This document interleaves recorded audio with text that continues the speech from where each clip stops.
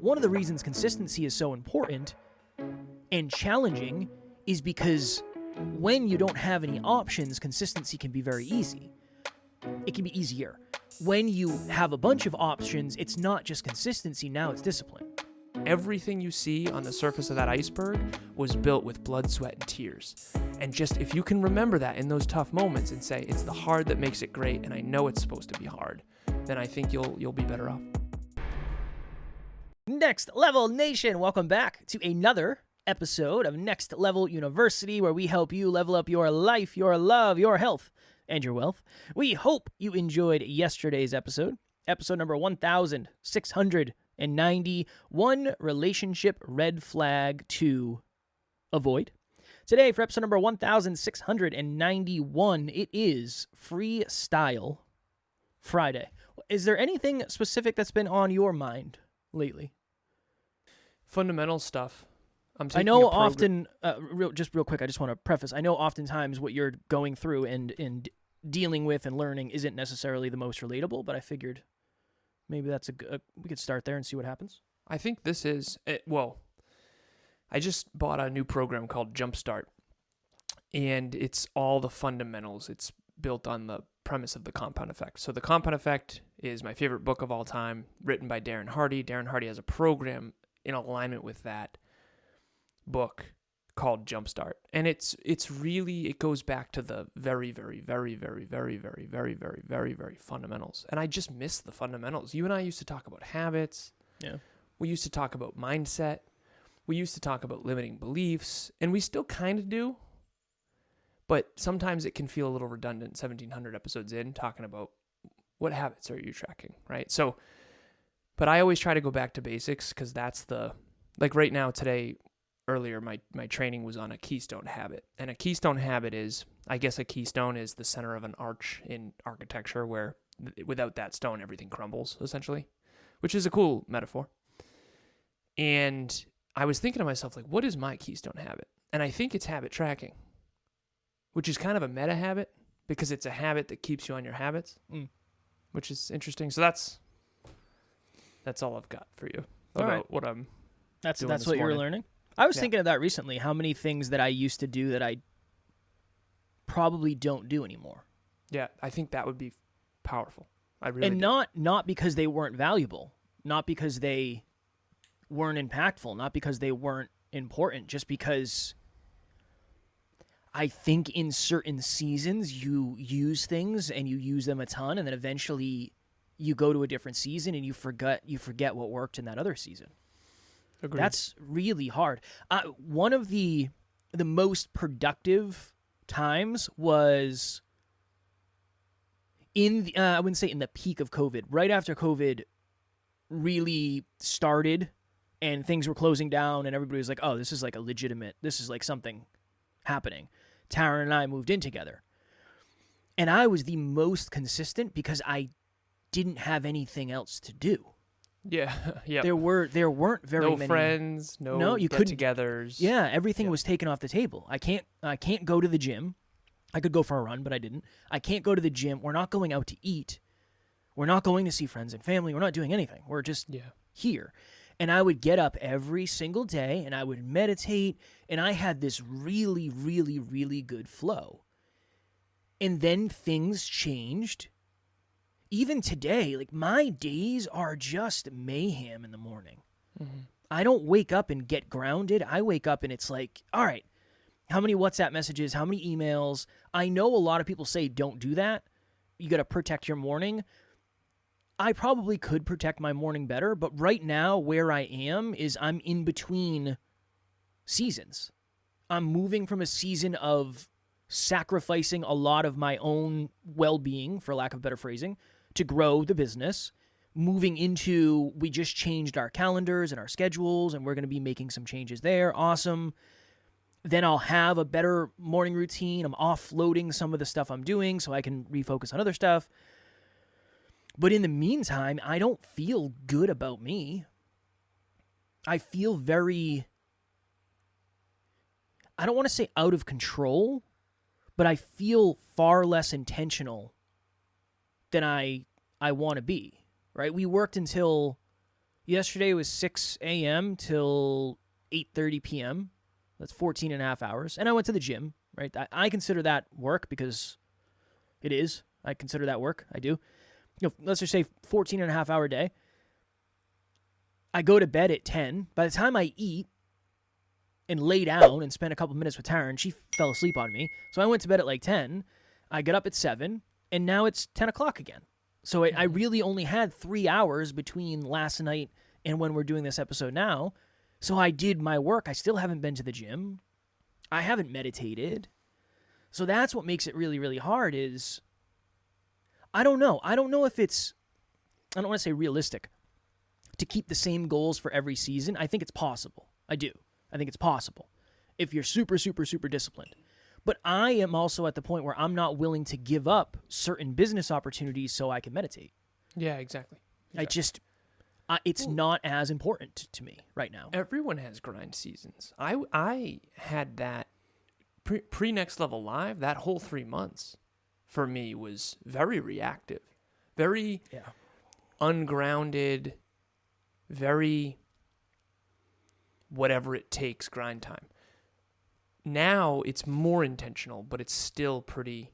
But in comparison, it's not. That's the thing. In comparison to the first quarter, the second quarter feels easy, but it's not easy. I just got stronger and more effective. So when I woke up today, I think it was like 8:15 or something, and then we have our meeting at 10. So, and I know I need at least 40 minutes to shower, all of the morning routine stuff, dishes, kitchen, all that.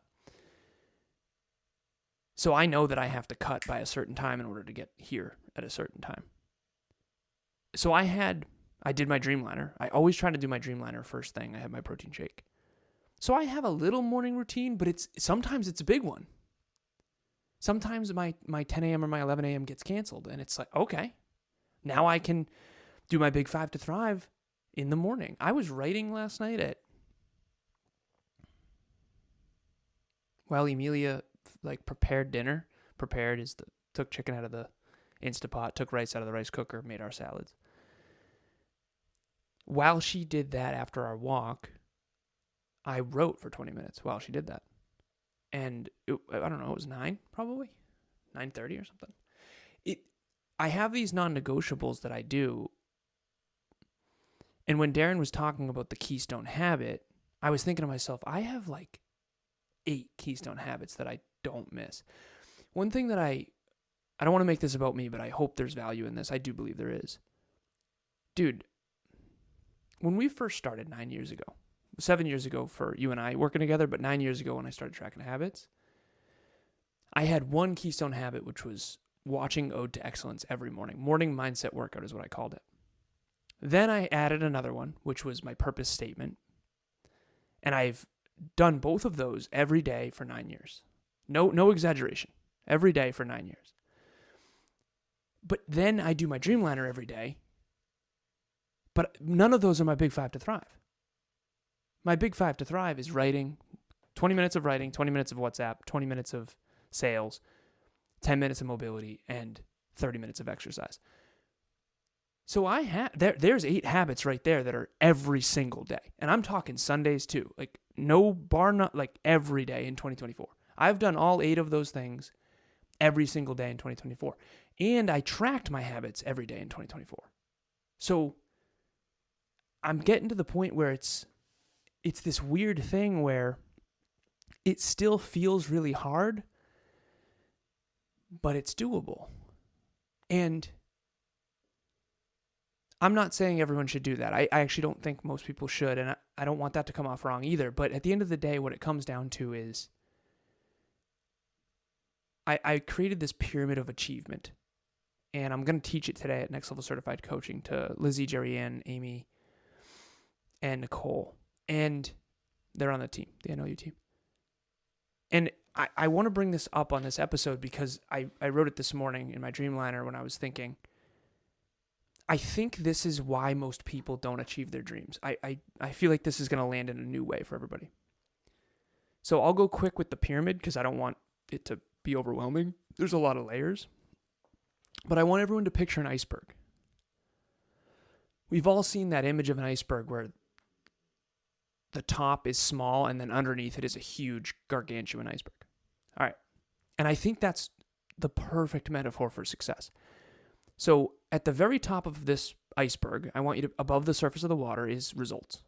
And that is what you can see. So $1 million, million listens. NLU, let's use us as an analogy. Okay, those are the results. Awesome.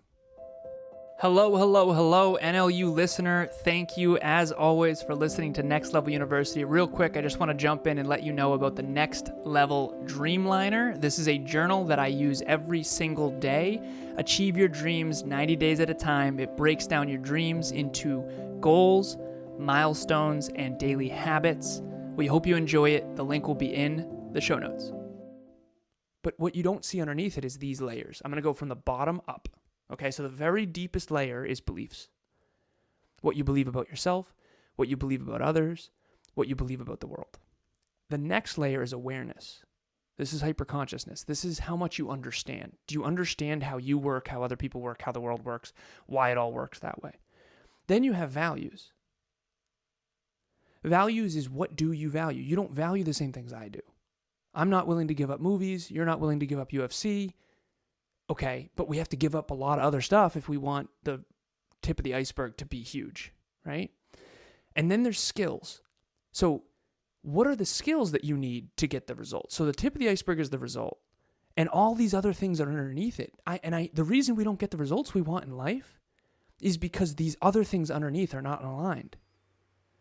So your beliefs have to be in. So imagine everyone picture a result they want. So you want to lose how many pounds before jiu-jitsu competition? 10. Okay, he needs to lose 10 pounds. Okay, you're not going to diet on vacation. Mm-mm. That's a good example for this. Ready? So if Kevin wants to lose 10 pounds by that date, what was the date? August 10th. Okay, everyone out there can relate to fitness, so I always use it as a metaphor. Who here, metaphorically or hypothetically, wants to lose 10 pounds? Most people would say that would be great. Right? We can all lose 10 pounds. I certainly could. Okay, here's the problem. None of us are actually going to do that unless all of these align with it. Ready? Kevin's beliefs have to align with it.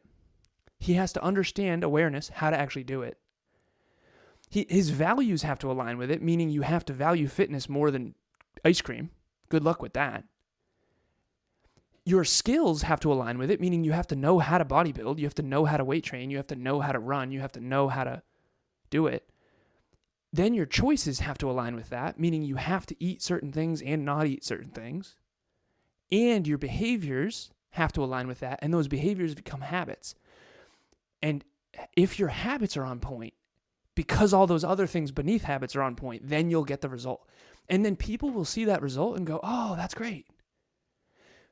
But the things underneath it are so alarmingly challenging.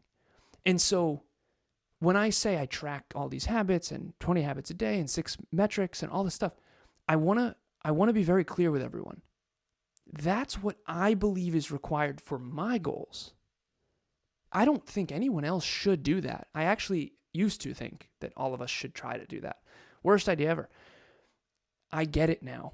If you want to build $1 billion business that changes the world, you should be doing a lot of what I'm doing. But if you want to lose 10 pounds, you just have to align all those things with losing 10 pounds. So the bigger the result you want in anything in life, the longer it's going to take and the more aligned you're going to have to be in beliefs, awareness, values, skills, choices, behaviors, and habits. And dude, that's why most people don't achieve. And even when they do achieve it, they end up regretting it because the values, they had to sacrifice family. They had to sacrifice time with their kids. They had to sacrifice. Dude, I get it. I never used to get it, and I get it now. This is achievement is brutal. And anyone who says otherwise, question them. Seriously question them, because they gave up some stuff that you did not want to give up. And I'm starting to notice that way, way, way more when I learn about these people in this industry saying these things. It's a whole thing. Achievement is a whole thing. It is. I think I'm sad. I'm sad or frustrated that I'm not putting myself first more. But I also don't know if right now is the time for that. And again, could I stay up later and work later? Yes, of course. Do I think that would be putting myself first? Not necessarily. No, not necessarily. I do aspire to get to the place where I can wake up and I don't have to, and I don't look at my WhatsApp messages first thing in the morning. Like right when I wake up. I don't walk right into the office. I do something else. That's happening. That season is coming. That season is coming because things are changing and we're in a different time, and it's so hard. It's so hard to keep things constant when everything else is changing. I do think it's good, right? If you have, no matter what, whether we're traveling, whether it's raining, I do 30 minutes of some sort of exercise. If it's not raining, we go for a walk. Awesome. If it's raining, I go to the gym, or I do yoga, or I walk on the treadmill at home. Whatever. Awesome. I get my steps in. Awesome. Every day, no matter what, I track my finances. Awesome. That's huge. And every day, no matter what, I say what I'm grateful for about my partner or myself if I'm riding solo. Awesome. Those are all really, really, really valuable, amazing habits. And sustainable to the degree that you're willing to prioritize them is what I'll say. But then when you start adding other stuff, you have to choose, what are you going to allow to fall? Based on, okay, you get a large opportunity to make more money at work, but then you're going to see your partner less, potentially. Or you're going to lose that time block you had in the middle of the afternoon to go exercise. Okay, how do we recalibrate that? That's the challenge of it, is how discipline, one of the reasons consistency is so important and challenging is because when you don't have any options, consistency can be very easy. It can be easier. When you have a bunch of options, it's not just consistency, now it's discipline. It's consistency plus discipline plus saying yes to the right things and no to the wrong things. Or saying yes to the most right things and no to the less right things. They might not even be wrong things. But yeah, today's a really good example of that. I got up at 7. Our first meeting was at 10. Around like 7:45, I had hammered work. I was deep in flow. And I said, all right, I might be able to leave for the gym around 8:15, 8:20. And then something came up and it's like, all right, I'm not going to the gym till this afternoon maybe because I have a break in the day. I don't even know if that'll happen. It might not. Well, can you talk about, dude, if you weren't a business owner, you wouldn't have to worry about that. Well, I think that's why it's important. I think it's important to talk about because we've had cycles where I was tracking however many, I got 100% of my PPT every day for like 5 months or something. And that was a really good time for me because I was learning a lot and I was growing a lot and I felt like I was way more than I had ever been into self-improvement. I was like, all right, this is awesome. Then it was almost like it's not as important for me to do this thing as it is to do this thing that is never going to get tracked but is super important for everything else. So I'm not as worried. The meditation thing, I know it would be really good for my mental health. I know it would be really good for mindfulness. I know that.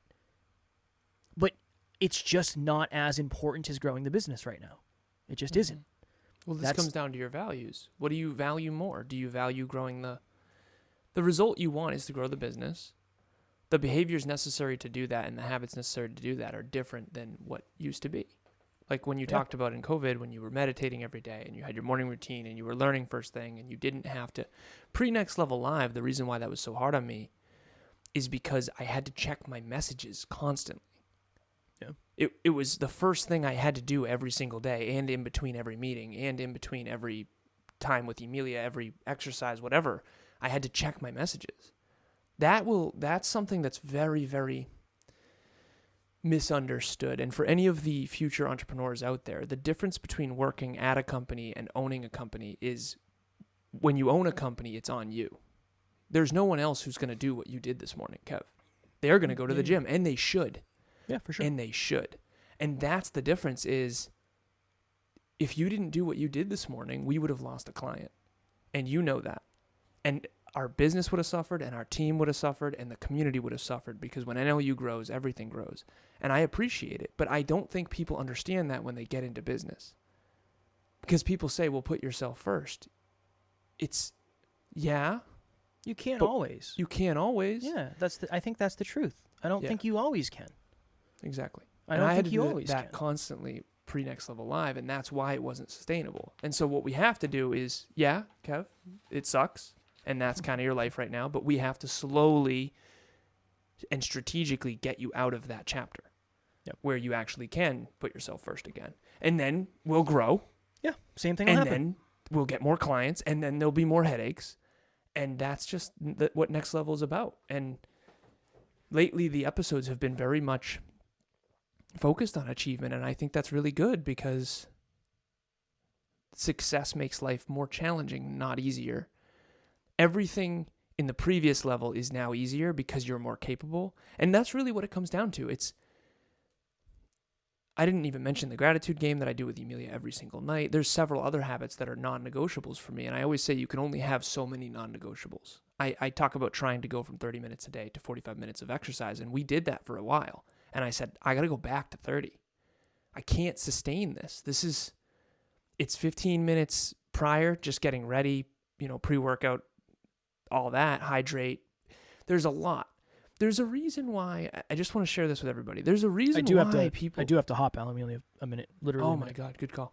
All right, last thing I'll say is there's a reason why achieving goals is so hard. Everyone has New Year's resolutions. Very few people actually achieve them. Very few. That's okay. It's awesome, and I encourage everyone to give it a shot and to really... But anytime you hit that wall, just remember, you're not alone. Everyone else is making it look easy. Trust me, it's not. Everything you see on the surface of that iceberg was built with blood, sweat, and tears. And just if you can remember that in those tough moments and say, it's the hard that makes it great, and I know it's supposed to be hard, then I think you'll be better off. And I think you will lose yourself at times along any journey, but the more you lose yourself, the faster you find yourself next time. And this is just a really good example of that. I feel like I'm putting myself second, but I will put myself first. It'll happen again, and then this will happen again to a different degree, and then I'll have different opportunities and different options and different privileges and all that. So it's not a bad thing. I don't think it's a bad thing. I think it's just a thing. I think it's just one of those seasons. All right, I don't know what we're doing for tomorrow's episode because Alan and I haven't discussed it. I want to make sure we discuss it before we do it. As always, we love you. We appreciate you. Grateful for each and every one of you. And at NLU, we don't have fans. We have family. We will talk to you all tomorrow. Keep climbing. Next Level Nation.